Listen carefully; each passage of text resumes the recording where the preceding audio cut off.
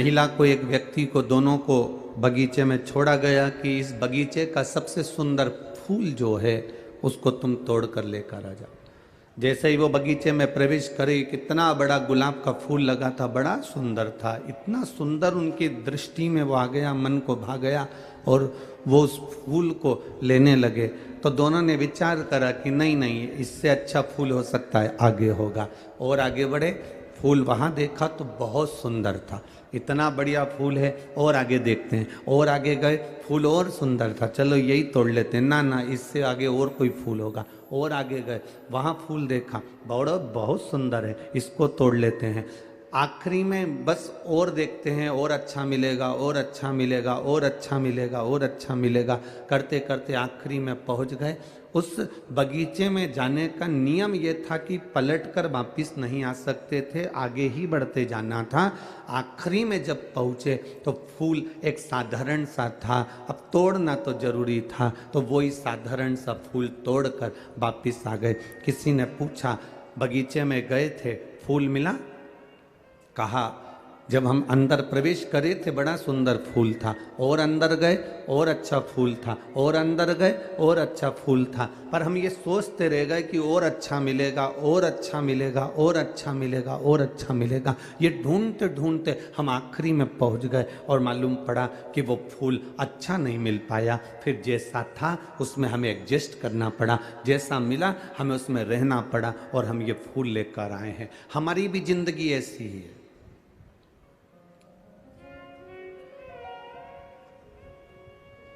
हमें अच्छा लगता है कभी कभी कि बस 1 महीने की बात और है, इसके बाद मेरा जीवन ऐसा होगा, लोग देखेंगे मुझे।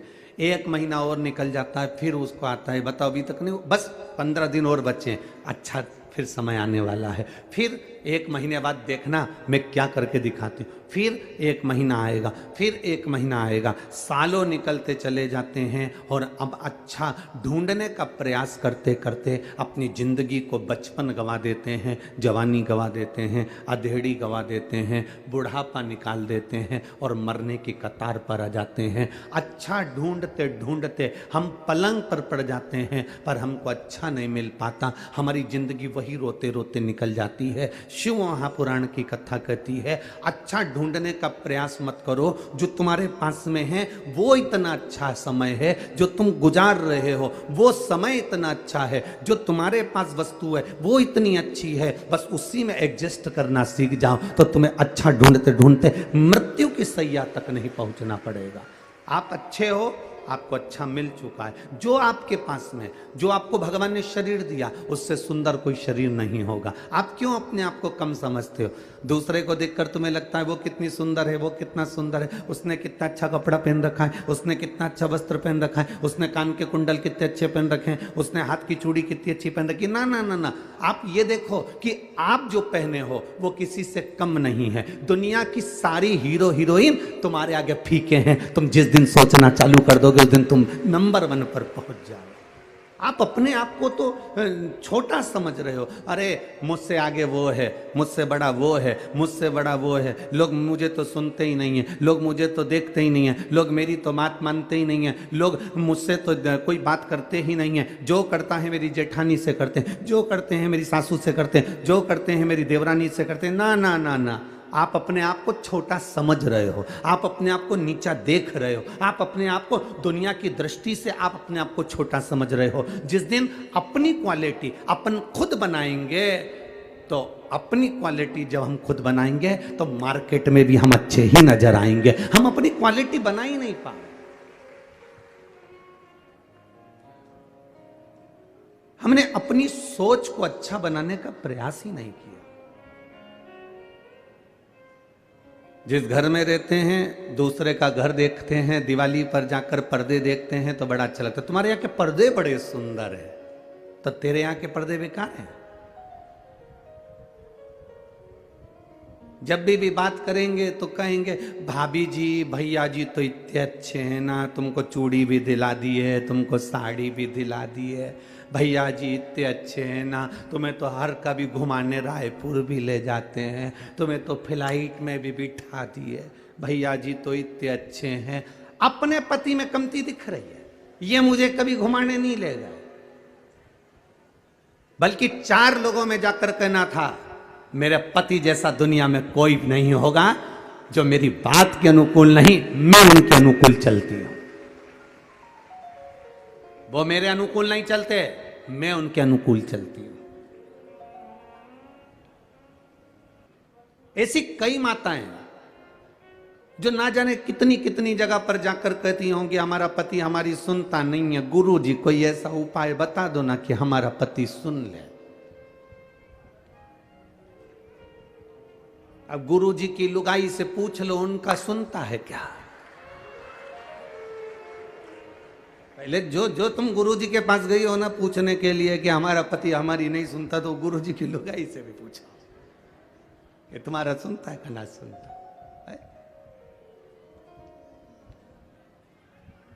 तुम्हें देता है। अब जरा विचार तो करो, आप कहां भभूति के चक्कर में पड़े हो, कहां दिखावे के चक्कर में पड़े हो, किस दिखावे की तुम बात करते हो?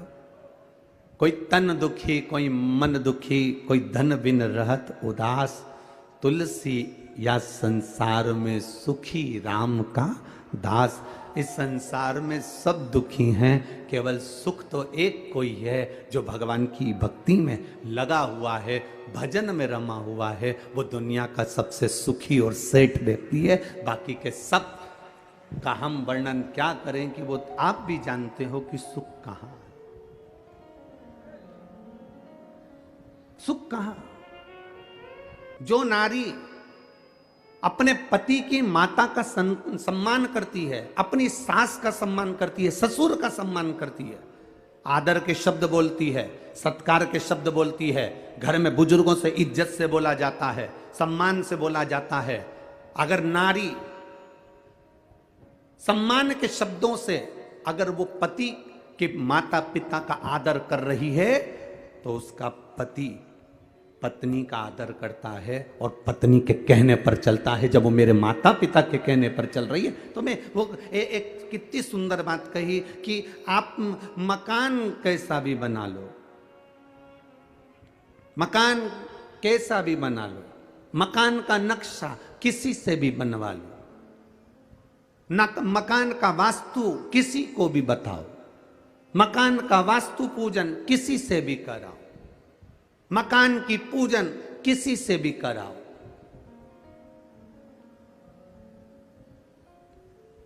उससे मकान में कभी आनंद नहीं आएगा। मकान में बस 2 चीजों का होना जरूरी है। मकान बने तब 2 अच्छे मिल जाएं तो जिंदगी संवर जाती है। एक मकान बनाने वाला मिस्त्री और दूसरा घर में रहने वाली स्त्री। अगर ये सही हो गए तो मकान सही हो गया। 2 चीजें अगर सही है, वास्तु वाले ने वास्तु बता दिया, नक्शे वाले ने नक्शा बना दिया, पूजन कराने वाले ने पूजन करा दिया, गार्डन लगाने वाले ने गार्डन बना दिया, इंटीरियर डेकोरेशन वाले ने डेकोरेशन कर दिया, पर मालूम पड़े मिस्त्री ने ही ऊबड़ खाबड़ बना दिया तो इंटीरियर वाला क्या करेगा? और मालूम पड़े मिस्त्री नहीं, मालूम पड़े छत की ढाल सही नहीं दी और पानी अंदर भरा गया, तो फिर मकान का क्या मतलब है? बाथरूम बनाई, उसका पूरा पानी कमरे में आ रहा है, तो मकान का मतलब क्या हुआ? नक्शे वाले ने नक्शा बनाया, वास्तु वाले ने वास्तु बनाया, पूजन वाले ने पूजन कराया, इंटीरियर वाले ने इंटीरियर करा, पर मिस्त्री और जम के बोलो। अरे छत्तीसगढ़ वाले इतने धीमे कभी नहीं बोले। मिस्त्री और स्त्री, अगर ये 2 गड़बड़ हैं तो तुम्हारे मकान बनाने का किसी को भी वास्तु दिखाया, तुम कितने भी वास्तु शास्त्री को अपने घर में बुला लो, वो कह देगा यहाँ से सीढ़ी तोड़वाओ, यहाँ बनवाओ, रसोई घर इधर बनवाओ, वॉशरूम इधर बनवाओ, कितनी वास्तु बदल लो, पर 2 अच्छे होना चाहिए। जम के बोलो जरा, मिस्त्री और स्त्री। मिस्त्री भी गड़बड़ निकल जाएगा, चल जाएगा, पर एक चंद्र घंटा, कुष्मांडा, स्कंदा अगर अच्छी निकल जाए तो टपरे में भी रह लेती है, और अगर चंद्र घंटा गड़बड़ निकल जाए तो टपरे भी बिकवा देती है। स्त्री और मिस्त्री।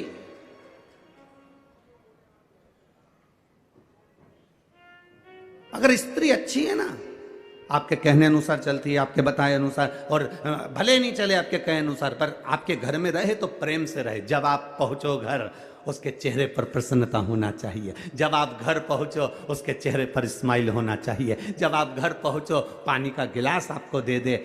आप घर पहुंचो, बना हुआ भोजन आपको मिल जाए। आप घर पहुंचो, आपके बच्चों को संभाल रही हो, माता पिता को संभाल रही हो, आपके घर में पहुंचने का मन करे। दुकान ऐसी होना चाहिए जिसमें जाने का मन करे। मकान ऐसा होना चाहिए जिसमें जाने का मन करे। अगर मकान में और दुकान में जाने का मन नहीं करता तो वो दुकान मकान किसी काम का नहीं होता। मन लगना चाहिए। मैं जिस व्यापार को कर रहा हूँ उस व्यापार में मेरा मन लगे। मैं कपड़े की दुकान खोलकर बैठा हूँ, कपड़ा बेचने में मेरा मन लगे। मैं किराने की दुकान पर बैठा हूँ, किराना बेचने में मेरा मन लगे। मैं कोई वस्तु की दुकान मेडिकल लेकर बैठा हूँ तो दवाई में मेरा मन लगे। उसी तरह घर में आप आधे घंटा, 1 घंटा, 2 घंटा, 5 घंटा, 2 दिन, 3 दिन, 4 दिन, 5 दिन गए हो, आपका मन घर में रमना चाहिए। तो ठीक है, स्त्री और मिस्त्री ये 2 ठीक हैं तो आपका घर भी ठीक है।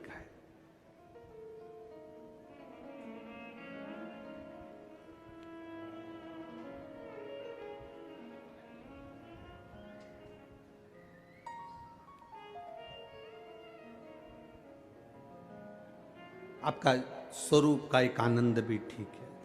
बनाओ आप मकान का नक्शा, किसी से बनवाना हो तो हमें कोई दिक्कत नहीं है। वास्तु जिसको दिखाना है दिखाइए, मना नहीं है। पूजन जिससे कराना है कराइए, मना नहीं है। इंटीरियर जिससे कराना है कराइए, पर 2 चीजों का स्मरण रखिएगा, मिस्त्री और स्त्री का स्मरण करिएगा।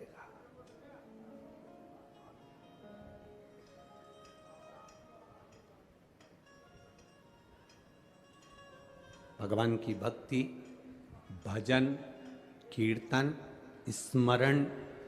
स्वयं द्रौपदी से सत्यभामा जी ने पूछा कि तू ये बता कि तेरे 5 पति तेरे कहने पर चलते हैं।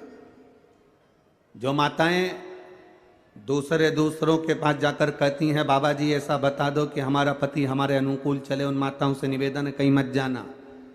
तुम अपने घर में बुजुर्गों का आदर करना चालू कर दो। तुम अपने घर में बुजुर्गों का सम्मान करना चालू कर दो। तुम अपने घर में माता पिता का आदर करना चालू कर दो। तुम्हारा पति तुम्हारे कहने पर चलना प्रारंभ कर देगा। तुम आदर करो, तुम सम्मान करो, तुम सत्कार करो। तुम अगर किसी को अगर सम्मान दे रहे हो तो तुम्हें सम्मान मिलना प्रारंभ हो जाएगा। तुम आदर कर रहे हो तो तुम्हें आदर मिलना प्रारंभ हो जाएगा। अगर हम यहां से आपको श्री शिवाय नमस्तुभ्यम कहते हैं तो लोग पलट कर श्री शिवाय नमस्तुभ्यम कहते हैं। हम यहां से बोलते हैं बोल बम का नारा है, आप पलट कर बोलते हो बाबा एक सहारा है। सारी समस्या का हल सावन के महीने में 2 लोटा जल। अब ये आप पलट कर दे रहे हो हमको, हम आपको कह रहे तो आप पलट कर जवाब दे।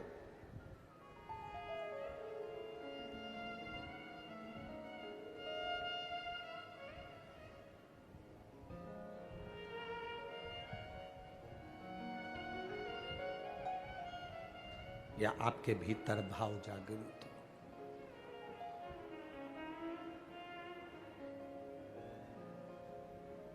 महाराज, आपके भीतर जब मिलन की आस, परमात्मा के दर्शन की आस प्रबल होती है तब परमात्मा को खुद दर्शन देने आना पड़ता है स्वयं। वो एक वो ऐसा विक्स का एक ऐसा वो होता है, उसको नाक में ऐसे डालो तो खींचते हैं सर्दी होने पर। क्या बोलते हैं वो तो तुम्हें मालूम होगा, ठीक है। बाम की डब्बी होती है, विक्स की डब्बी होती है। किसी किसी की आदत होती है शाम को सोने से पहले वो थोड़ा थोड़ा नाकों में सूंघ लेते हैं, भेजे में वो चला जाता है सूंघने पर। चलो ये भी जाने दो, एक नया तरह का नशा ट्रेन में जो लोग अपना कपड़ा उतार कर पोछा लगाते हैं, वो जरा जरा से लड़के बच्चे ट्रेन के अंदर, तुम्हें कितनी दया आती है कि ये ट्रेन में पोछा लगा रहा है, ये ट्रेन में अपना कपड़ा उतार कर हमारे कक्ष को साफ कर रहा है, हमारी बर्थ को साफ कर रहा है, हमारे कोच को साफ कर रहा है। उस बच्चे को किसने कहा कि तू ट्रेन में पोछा लगा? उस बच्चे को किसने कहा कि तू ट्रेन में जाकर अपने कपड़े को उतार कर सफाई कर? प्रशासन कभी किसी को नहीं कहता कि तुम सफाई करो, उसने अपने सफाई कर्मी लगा कर रखे हुए हैं, पर वो बच्चा अपने कपड़े उतार कर सफाई इसलिए करता है, तुम 1-2 रुपए दे दो, वो 1-2 रुपए मिलेंगे, कहीं से नशे का सामान लाएगा, रुमाल में उसको डालेगा और सूंघेगा सूंघेगा सूंघेगा और नशा कर कर कर वो बच्चा एक दिन मर जाता है।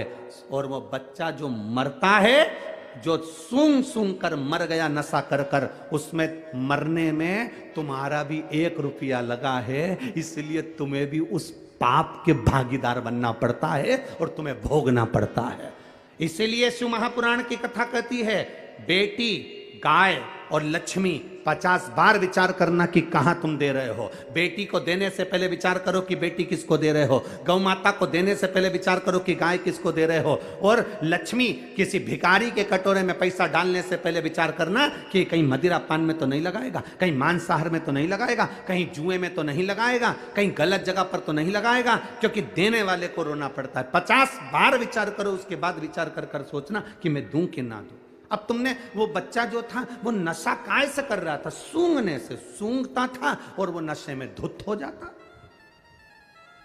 अब वो कौन सा नशा वो करता था कि सूंघ कर पूरा शरीर उसका बेकार हो जाता, शिथिल पड़ जाता, नशे में धुत हो जाता, संभाल नहीं पाता, चल नहीं पाता, बस शुद्ध में लगा रहता। उसी तरह लंकाधिपति रावण को यह ज्ञात हुआ,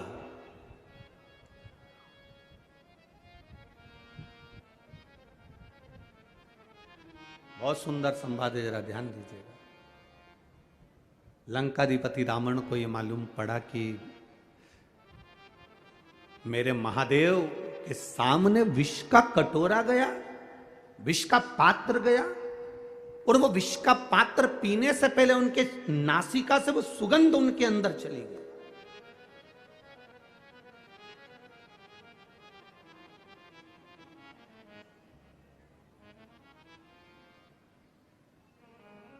डॉक्टर के पास जाकर कहना, डॉक्टर साहब मेरा पेट बहुत दुख रहा है। डॉक्टर 1 गोली देगा, केवल 1 गोली दे देगा कि डॉक्टर? जम के बोलो जरा, जितने बैठे हो 1 2 3 4 जितने पंडाल में बैठे हो सब जम के बोलो, दे देगा? नहीं देगा। पेट भी दुख रहा है तो डॉक्टर 2 या 3 तरह की गोली देगा, सिर भी दुख रहा है तो डॉक्टर 2 या 3 तरह की गोली देगा, हाथ भी दुख रहा है डॉक्टर 2 या 3 तरह की गोली देगा, पीठ में दर्द है 2-3 तरह की गोली देगा, घुटने में दर्द है 2-3 तरह की गोली देगा। अब तुम डॉक्टर से कह दो, डॉक्टर साहब ये बात तो गलत है, हमारा तो केवल पेट दुख रहा है और तुमने 3-4 तरह की गोली दे दी, 1 दे दो ना। डॉक्टर के नहीं, तुमको 2-3 तरह की, ये तुम समझ नहीं पाते, ये जो तुम गोली खाओगे लाल वाली, ये गोली खाओगे तो इसका साइड इफेक्ट नहीं हो, इसलिए तुमको ये वाली गोली पीली वाली दी। पीली वाली गोली खाओगे तो तुमको ये साइड इफेक्ट ना कर जाए, इसलिए तुमको ये हरी वाली गोली दी। एक गोली के साइड इफेक्ट को हटाने के लिए दूसरी दी जाती, दूसरी के साइड इफेक्ट को हटाने के लिए तीसरी दी जाती है। उसी तरह लंकाधिपति रावण ने सोचा कि भगवान देवाधिदेव महादेव विष तो पी गए, पर महादेव ने जो विष का कटोरा सामने आया और उसकी गंध जो इनके शरीर में चली गई, उस साइड इफेक्ट को हटाया कैसे जा सकता है? तब लंकाधिपति रावण ने देव ऋषि नारद को बुलाया। देव ऋषि नारद से कहा, ये आनंद रामायण का बड़ा सुंदर संवाद है, जरा ध्यान रखिएगा। देव ऋषि नारद को बुलाया और देव ऋषि नारद को बुलाकर कहा, नारद बताओ महादेव की भक्ति में कुछ तो कमी रह गई है। महादेव भले विष पी लिए, नीलकंठ धारी बन गए, पर उनको जो विष की गंध है वो उनके शरीर में पहुंच गई है। मेरे बाबा के अंदर पहुंची हुई वो गंध कैसे समाप्त हो सकती है? जब उनके अंदर की गंध समाप्त हो जाएगी तो मैं जानता हूं कि मेरी जिंदगी भी संवर जाएगी, मैं सोने की नगरी में जाकर बैठ जाऊंगा। तुम बताओ क्या करूं मैं? नारद जी ने कहा, ये मैं नहीं बता सकता। नारद जी ने कहा, मेरे मित्र तुम रुका जी के पास जाओ। तुम रुका जी के पास देवऋषि नारद ने भेज दिया। लंकाधिपति रावण तुमरुका जी का भजन करने लगे, तुमरुका जी का स्मरण करने लगे। शंकर का कोई उपासक, शंकर का कोई भक्त, शंकर की चर्चा करने वाला, शिव की भक्ति में जनता को, जनमानस को, भक्तों को डुबोने वाला, शिव के स्मरण में रमने वाला, शंकर के मंदिर में रोज एक लोटा जल चढ़ाने वाला, इसका केवल एक सानिध्य मिल जाए, इसका केवल एक दर्शन भी हो जाए तो समझ लो कि तुम्हारी जिंदगी सार्थक हो गई, तुम्हारा जीवन सार्थक हो गया। आज लंकाधिपति रावण तुमरुका जी का दर्शन करे हैं।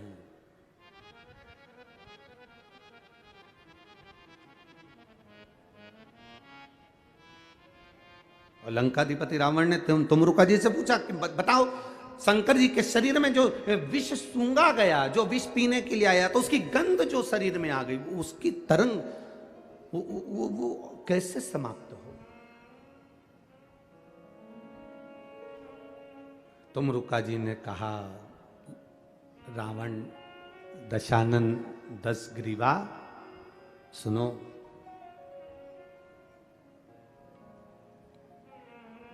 श्रावण का महीना हो, भूलवश में 2 हाथ में अगर गंगा जल हो, शिव को समर्पित हो,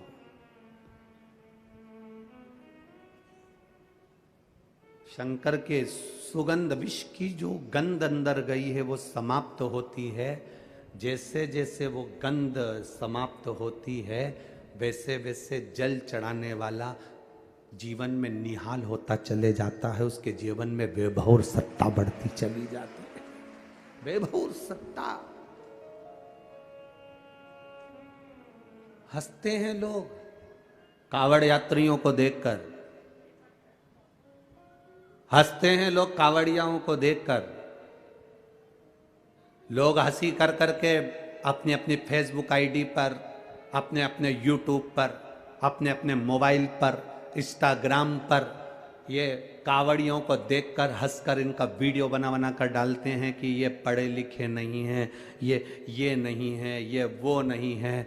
दुनिया के लोग, ताना देने वाले, अपशब्द कहने वाले, कई तरह के लोग हैं जो सनातन धर्म पर उंगली उठाते रहते हैं 24 घंटे बैठकर। कई लोग ऐसे हैं जो सनातन धर्म पर केवल आक्षेप लगाते रहते हैं 24 घंटा। उनके पास कोई काम नहीं रहता। क्या होता है कांवड़ चलाने से? इससे तो घर में बैठे रहो, थोड़ा सा पढ़ाई कर लेना चाहिए, स्कूल का बैग उठा लेना चाहिए। कहाँ कांवड़ उठा उठा कर जा रहे हो? कौन ने कहा तुमको कांवड़ उठाने के लिए? ये दुनिया के लोग हैं जो ताना दिए बिगर नहीं रह सकते। उनको जवाब है तुमरुका जी का, उनको जवाब है देवऋषि नारद का, उनको जवाब है लंकाधिपति रावण का।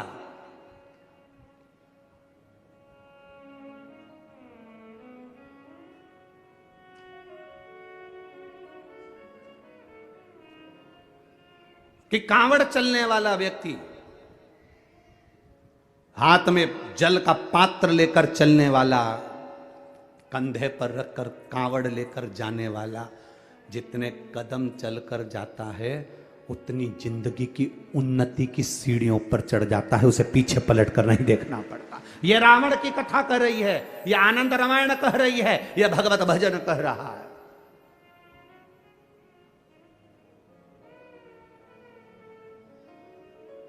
हंसेंगे दुनिया के।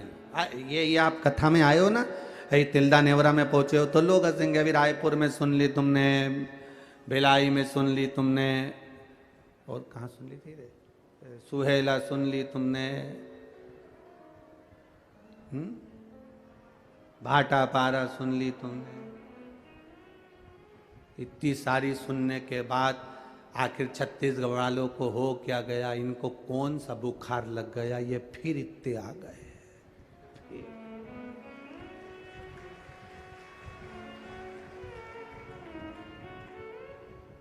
ये सब अपने घर से क्या फ्री हैं? लोगों को बड़ी चिंता, बड़ा टेंशन रहता है। क्या ये हो क्या रहा है आखिर, समझ में नहीं आता। अब ये घनश्याम जी अग्रवाल जी ने ग्राउंड भी बड़ा करा, ऐसा नहीं, इनने भी सोच समझ के कि तुम आओगे हो। पर जितनी भी सोच जहाँ जहाँ कथा बाबा की होती है और भोलेनाथ जी की जो कथा होती है, लोग अच्छे से अच्छा करना चाहते हैं, बड़े से बड़ा पंडाल लगाते हैं, बड़े से बड़ा ग्राउंड ढूंढते हैं, पर उनको बताएं कि क्या बताएं। वो कहते हैं गुरुजी हमने तो सबसे बड़ा ग्राउंड करा था, अब हम क्या कर सकते हैं। हमने कहा तुम कुछ नहीं करते, बाबा का काम ही ऐसा है। जैसे एक मुट्ठी चावल कुकर में रख दो बनने के लिए, वो पूरा कुकर भर देते हैं। उसी तरह ये शिव पुराण भी ऐसी है, इसके लिए जितनी जगह ढूंढो ये चावल की तरह फैल जाती है। ये है ही ऐसे। उसके भक्त, उसके भजन करने वाले, उसके स्मरण करने वाले, उसका कीर्तन करने वाले, उसका मंत्र जाप करने वाले और उसके सहारे जीने वाले, वो साधारण नहीं हो सकते। लंकाधिपति रावण ने कहा कि मेरे प्रभु के ये विष की जो गंध उनके शरीर में चली गई, वो गंध कैसे समाप्त हो, वो कैसे उनके अंदर वो समाप्ति का हो। तो कह दिया सावन का महीना हो, हाथ में गंगा जल भरा हो, रावण लंकेश दशानन 10 ग्रीवा जाकर शिव को चढ़ाया जाए, शंकर को। हाँ, शिव को चढ़ाया जाए।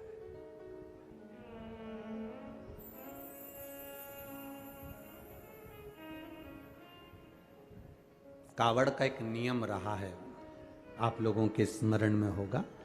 जितने भारत के भूमि के, इस विश्व के लोग, जितनी कथा कावड़ शिव महापुराण की कथा तिल्दा नेवरा में चल रही है, इसमें हम सुनेंगे कि कावड़ का नियम क्या होता है। कावड़ का जल किस जगह पर रख दिया जाए लाकर, थोड़ा सा कि जीवन में कभी संपदा की कमी ना हो जिंदगी में। कावड़ का एक नियम होता है कि कावड़ को ये कंधे से ये कंधे पर रखना है तो सिर के ऊपर से कभी नहीं लिया जाता। कावड़ का एक नियम है। कावड़ को इस कंधे से इस कंधे पर लाना है तो सामने से लाया जाता है, पीछे से लाया जाता है, पर सिर पर से बार कर उसको वापिस नहीं लाते, सिर पर से बार कर।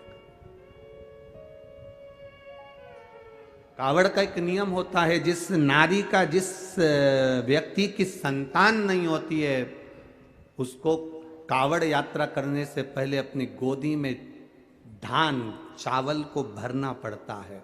गोदी में उसको, जब तक महादेव के दरवाजे तक नहीं चली जाती, जब तक उसकी गोदी में वो धान चलते चलते उसकी झोली में वो हिलता रहता है।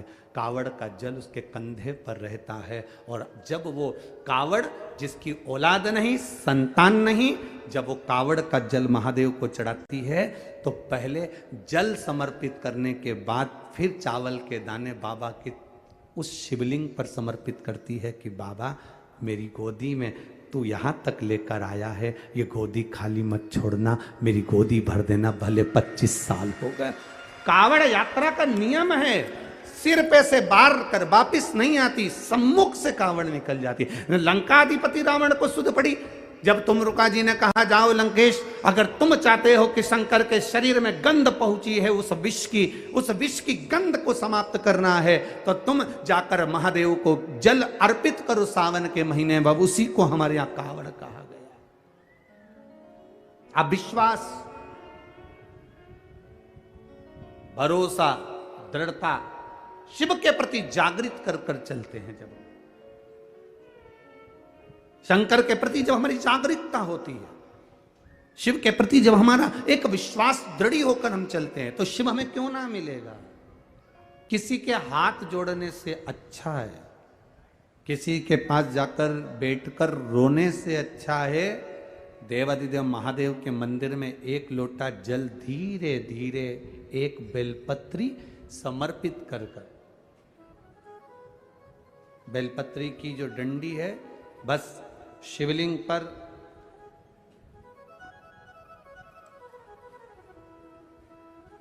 ये शिवलिंग, ये जलाधारी, ये माता पार्वती जी का हस्त कमल शिवलिंग, ये बेलपत्री, ये दंडी का जो मुख है वो अशुक सुंदरी की ओर समर्पित कर कर एक लोटा जल धीरे धीरे, बिल्कुल धीरे धार में अपने हृदय की बात बाबा से दिल से कहते हुए, बाबा बहुत दुखी हूं, बहुत कष्टमय जीवन है बाबा, बहुत तकलीफ में जीवन चल रहा है, और तू ना संभालेगा तो संभालेगा कौन?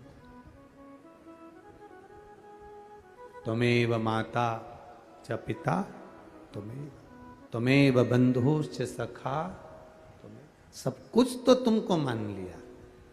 जब से शिव महापुराण की कथा सुन रही हूं तब से मैंने किसी को नहीं, केवल आपको पिता माना है, आपको भाई माना है, आपको सखा माना है, आपको अपना माना, आपको दादा माना, आपको मैंने नाना माना। आप ही तो हैं जो संभाल सकते हैं। शिव बाबा से एक लोटा जल अगर समर्पित कर रहे हैं धीरे धीरे, कभी तुम्हारे चित्त में ऐसा आए कि मुझे बहुत टेंशन चल रहा है और मेरा जीवन ठीक नहीं चल रहा, हम कहेंगे, आज के ज़माने में लोग हताश हो जाते हैं तो सोचते हैं कि सुसाइड कर लूँ, मर जाऊं। हम उनसे इतना सा कहना चाहेंगे कि मरने का प्लान फिर बाद में कर लेना। हम तुमको मना नहीं करेंगे कि तुम मरने का प्लान मत बनाओ, तुम्हारा मन हो तुम बाद में प्लान बनाना। एक बार विचार कर लेना कि अभी नहीं मरूंगा, अभी मैंने कथा सुनी है और सुना है एक लोटे जल का महत्व क्या है। कर्जा हो गया ना चूक जाएगा, दुख आ गया ना कट जाएगा।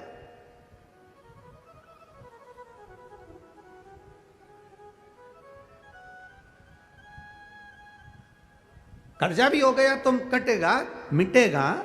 मरना उसका कोई एक प्लान नहीं है कि कर्जा तुम मर जाओगे तो कर्जा तुम्हारा चूक जाएगा। ना ना ना ना, कर्जा हो गया ना चुकाएगा बाबा। तुम्हारा विश्वास दृढ़ रखो, अपने भजन के बल को बढ़ाओ, शिव मंदिर में जाने का समय का आनंद पाओ, शंकर जी पे एक लोटा जल चढ़ाओ तो दिल से चढ़ाओ, राम नाम कृष्ण नाम शिव नाम जो जप रहे हो उसको दिल से जपो, भगवान की भक्ति दिल से करो। आया हुआ समय, आया हुआ दुख कटेगा, थोड़ा समय लगेगा, धीरे धीरे धीरे धीरे वो कट जाएगा। वो बर्तन होता है ना बहुत काला हो जाता है तो उसको माताएं रगड़ती है, वो साफ नहीं होता तो फिर क्या करते हैं उस बर्तन को? अगर बर्तन साफ नहीं हो ना तो फिर उसको क्या करते हैं? उसमें छाछ भर देती है, दही भर देती है, नींबू लगाकर छोड़ देती है, खट्टी चीज से वो साफ हो जाएगा। तो थोड़ा अगर समय लग रहा है और लगे कि तुमको कि ये ठीक नहीं हो रहा तो समझ लेना कि भगवान ने भी कोई छाछ भर दी होगी। भगवान सुन क्यों नहीं रहा? भगवान ने भी कोई दही भर दिया होगा। ये समर क्यों नहीं रहा? ये ठीक समय आ क्यों नहीं रहा? आएगा। थोड़ा बाबा पर भरोसा रखो, विश्वास रखो, सारी समस्या का हल एक लोटा आप बाबा को समर्पित करो। बोल बम का नारा है, बाबा एक, उसके सहारे जियो ना। हम क्यों संसार वालों के सहारे जियो? एक तमिलनाडु में नंदनार नाम का एक मजदूर रहता था, जिसको बधुआ मजदूर कहते हैं। बधुआ मजदूर मतलब किसी के यहां, किसी सेठ के यहां, किसी धनपति के यहां किसी को बेच दिया जाता है, ये आज से तुम्हारा नौकर है।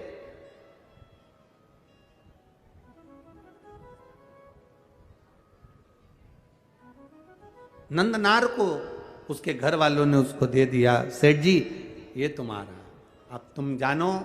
पैसे ले लिए, नंदनार उनके यहाँ काम करने लगा। नंदनार खेती का काम करता, मजदूरी करता, बहुत दिन भर उससे काम करवाते। पैसा में खरीदा है तो फिर तो काम करवाएंगे।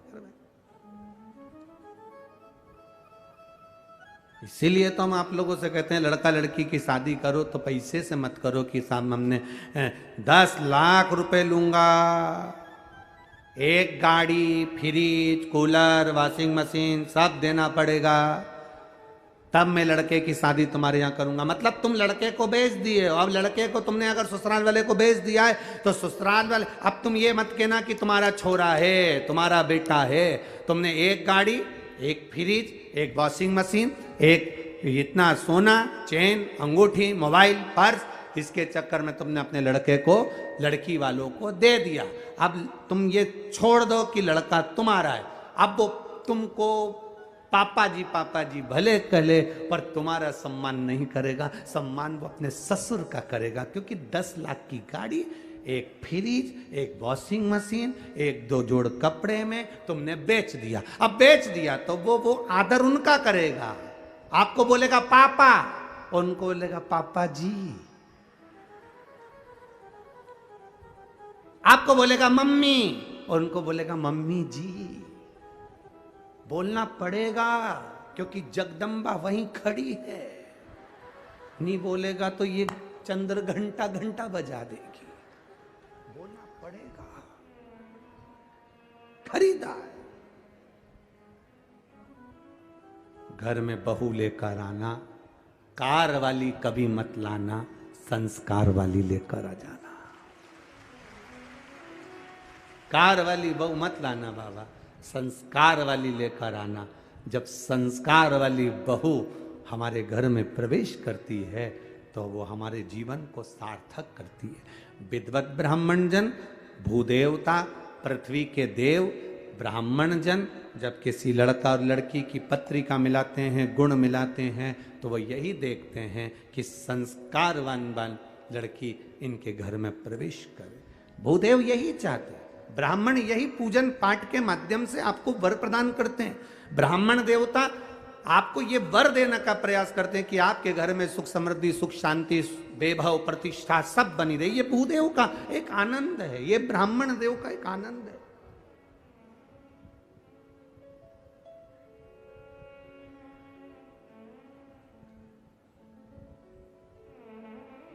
अब नंदनार काम कर रहे हैं, पर नंदनार के हृदय में एक बड़ा बड़ा भाव था।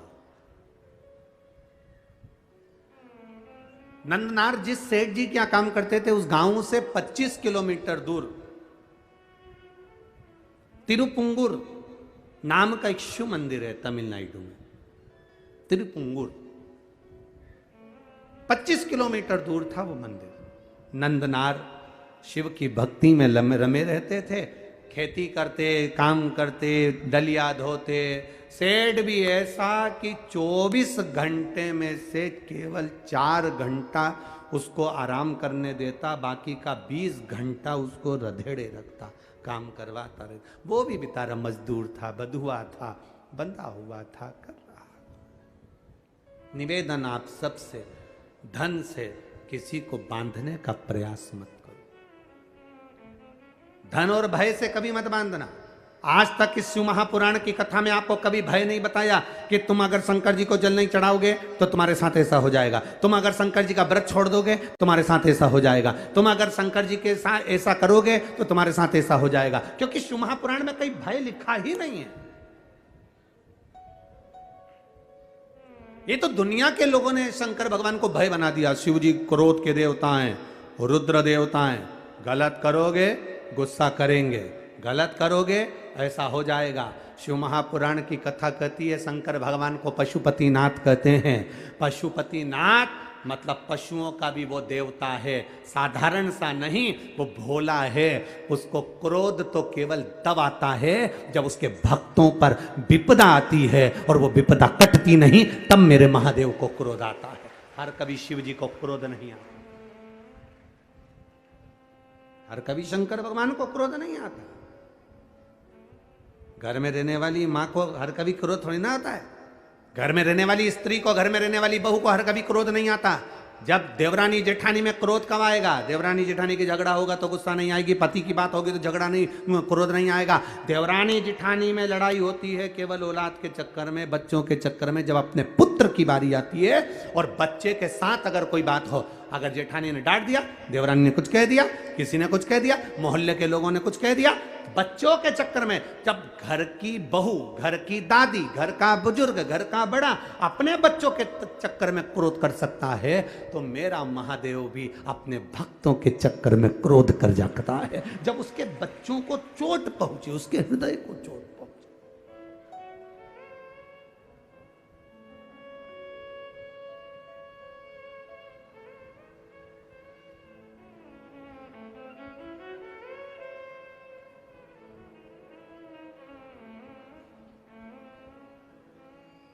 जब हृदय में यह विचार, अब कई लोग कह देते हैं भगवान बड़े गुस्सेले हैं, शंकर भगवान का, कई माताएं कहती है हमने सोमवार का व्रत करा था गुरुजी, अगर हम छोड़ देंगे तो भगवान गुस्सा तो नहीं होंगे। हमने कहा कौन सी पुराण में लिखा है वो भी तो बताओ कि भगवान को गुस्सा आया इनने व्रत छोड़ा तो। ना ना ना, मेरा महादेव क्रोध नहीं करता, अनायास हर किसी पर क्रोध नहीं करता। मेरे बाबा तो इतने सरल हैं, इतने सरल हैं कि एक चोर चोरी करने ऊपर चढ़ा, उसके पास में कुर्सी नहीं थी, स्टूल नहीं था, निसेणी नहीं थी, शिवजी पे चढ़ गया, सामान जलाधारी चांदी की निकालने लगा।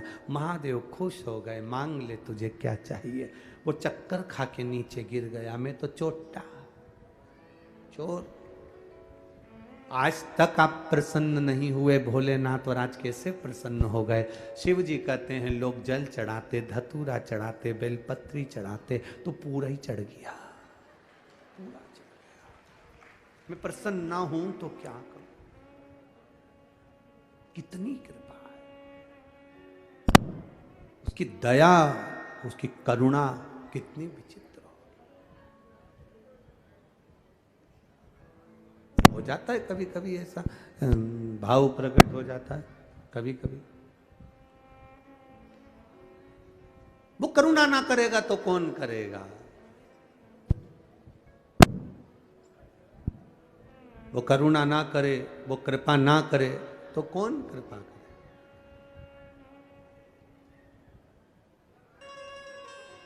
लाखों के दुखड़े जो तू हर गया डमरू वाले, तो मेरे दुखड़ों को देख कर क्यों डर गया डमरू। एक पत्र आया है, देखिए बड़ा भाव से किसी ने लिखा है, बड़ा भाव।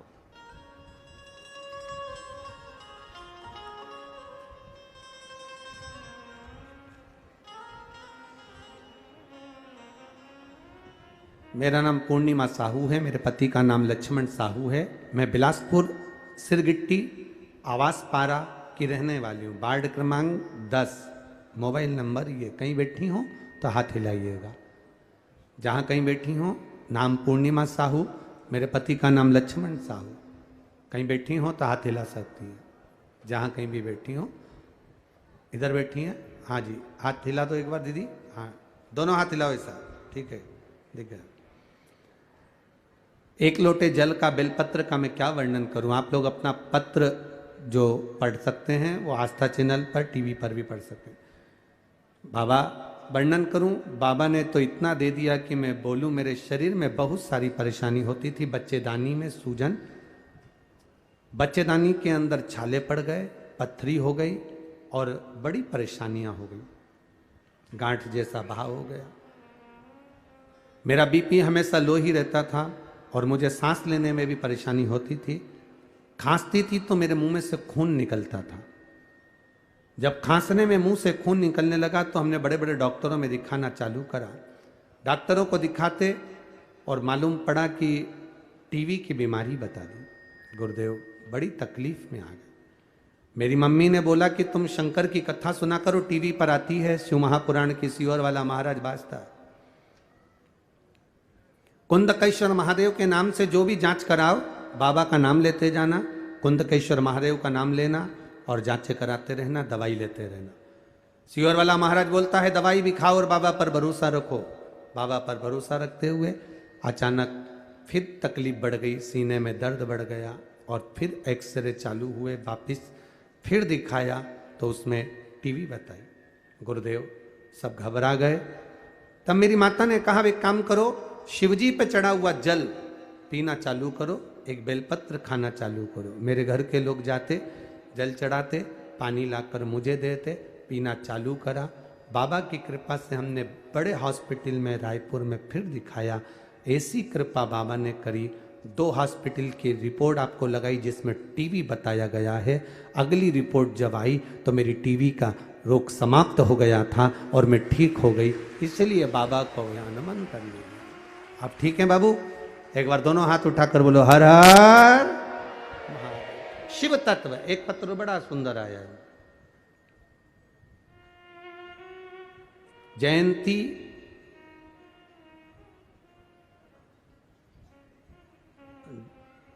धनसेना जयंती जनसेना राजगढ़ छत्तीसगढ़ से, रायगढ़ छत्तीसगढ़ से आई हूं, कहीं बैठी हो। मेरी जेठानी की बहू की शादी को 9 साल हो गए थे, कोई संतान नहीं थी। बहुत इलाज कराया गुरुदेव, कहीं बैठी हो तो हाथ हिला सकती हैं, कहीं पर बैठे हो तो हाथ हिला सकती हैं, जहां कहीं भी बैठी हो। इधर है क्या? अच्छा है, हाथ हिला दो एक बार। हाँ हिलाओ ऐसे जी। बहू की शादी को 9 साल हो गए थे, कोई संतान का सुख नहीं था। सारे डॉक्टरों से इलाज करवाया, डॉक्टरों ने कहा था इनके संतान का सुख नहीं रहेगा। बाबा की कृपा से शिव महापुराण कथा सुनना चालू करी। आपने कथा में सफेद आंकड़े की जड़ का प्रयोग बताया था गुरुदेव, वो सफेद आंकड़े की जड़ का प्रयोग करवाया। बहू की कमर में वो सफेद आंकड़े की जड़ बनवाई और बाबा देवादिदेव महादेव का, कुंद कैश्वर महादेव का नाम लेकर जल चढ़ाती, उस जल का आचमन करती। 2 महीने बीते, बाबा की कृपा से उसका गर्भ ठहर गया और बाबा की कृपा से उसके घर में पुत्र का जन्म हुआ है। इसलिए हम बाबा को यहाँ प्रणाम करने आए। पुत्र आया है क्या साथ में? बच्चा लाए हैं?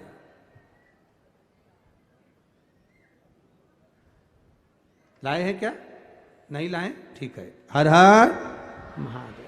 शिव कृपा इसी को कहते हैं, शिव की उदारता, शिव की करुणा, दया। आप एक विश्वास के साथ में, आप एक भरोसे के साथ में बाबा का भजन अगर कर रहे हैं, बाबा की भक्ति अगर कर रहे हैं, तो उसका सुख हमें मिलता जरूर। खाली ना जाता कोई दर से तुम्हारे, खाली ना जाता, सब बोलिए, दर से तुम्हारे मैं भी खड़ा हूँ नंदी बाहें पसारे, अपने हृदय से लगा लो गिरी जा रही हूँ, उठा लो भोले अपने दर से अब तो न टालो, गिरा जा रहा हूँ, उठा लो। 24 घंटे में केवल 4 घंटे सेठ उसको छोड़ता था विश्राम के लिए, और नंदनार 20 घंटा काम करता था।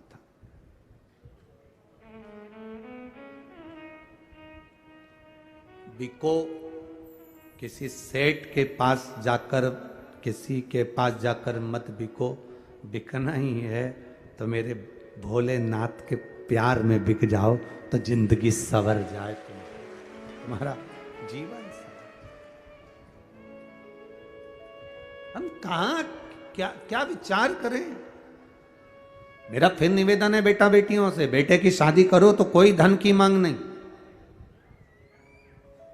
बेटी का विवाह करो तो ये विचार करना, ये मत देखना पेट्रोल पंप कितने हैं, गाड़ियां कितनी है, धन कितना है, बंगला कितना बड़ा है, सत्ता कितनी है, पहचान किस किस से। दुख की घड़ी आती है, कोई पहचान वाला काम नहीं आता है। जितनों के भी आगे पीछे घूमते हो ना, एक बार उनको कुर्सी मिल जाती है ना, तुम्हें कोई नहीं पूछता। फालतू की बात है। हमारी थोड़ी कहने की आदत, लोगों को थोड़ा बुरा लग जाता है, फिर वो लोग बाद में उस बात का बखाड़ा खड़ा कर देते हैं। पर ईमानदारी की बात कहेंगे ना,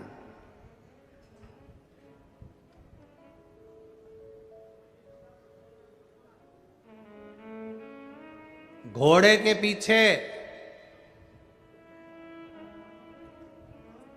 और बोल दें, बोलो छत्तीसगढ़ वाले बोल दें पक्का, घोड़े के पीछे और किसी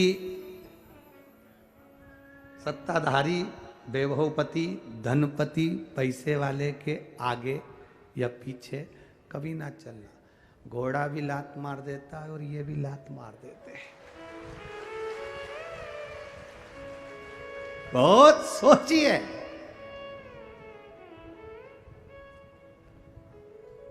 ये साहब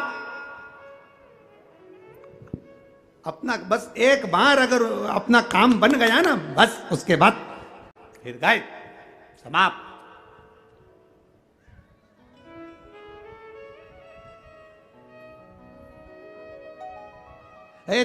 दामाद नया नया रहता है ना, जब तुम्हारे घर में शादी होती है, विवाह होता है, फंक्शन होता है, कार्यक्रम होता है, दामाद को बुलाते हो तो कितना आदर करते हो, कितना सम्मान करते हो, कितना सत्कार करते हो,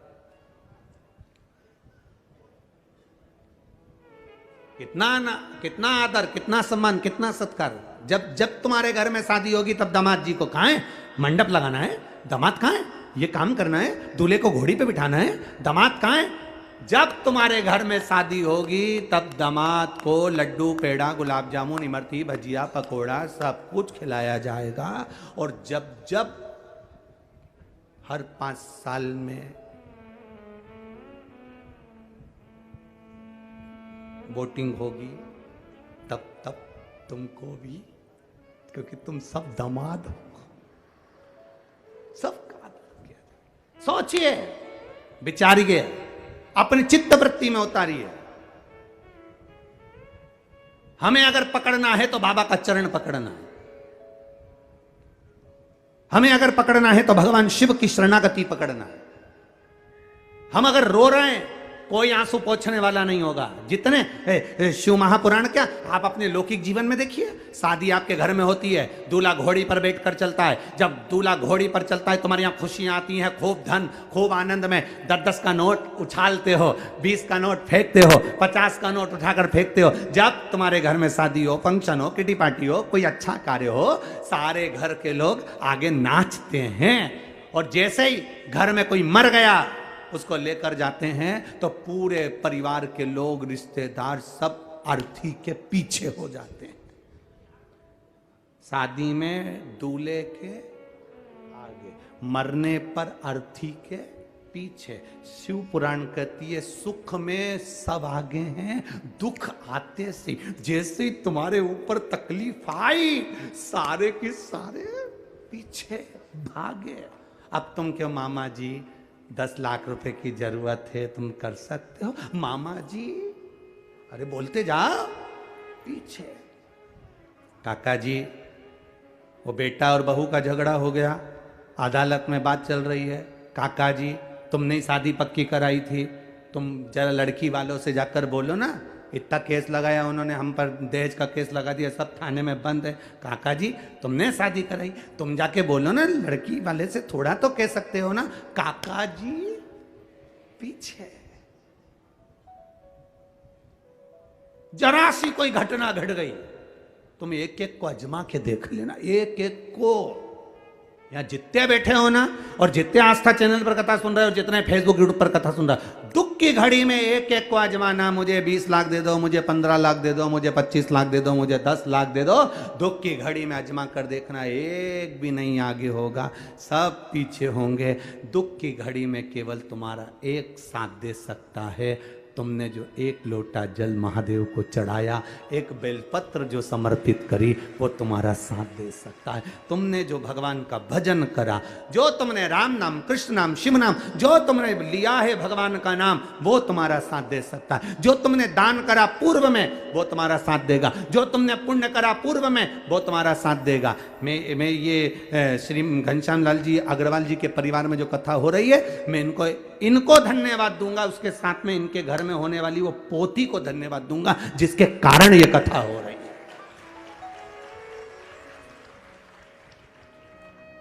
ये कथा नहीं होती अगर वो नहीं होती।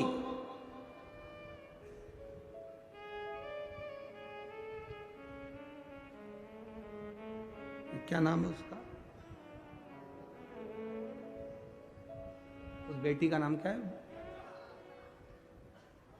प्रियंक, दीपिका, देविका, वो बेटी का भाव देखिए।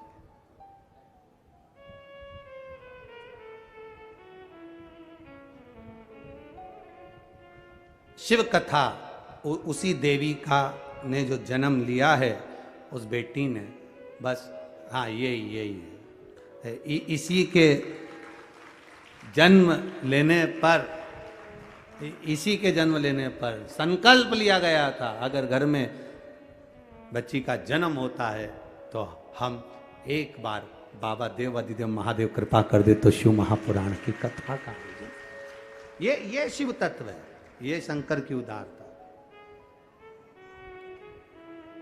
ये कोई तुम्हारे पूर्वजों में से कोई अच्छा जीव जिसने दान पुण्य संकीर्तन भजन कीर्तन स्मरण किया होगा, वो जन्म ले लेता है, उसके पुण्य प्रबल होते हैं।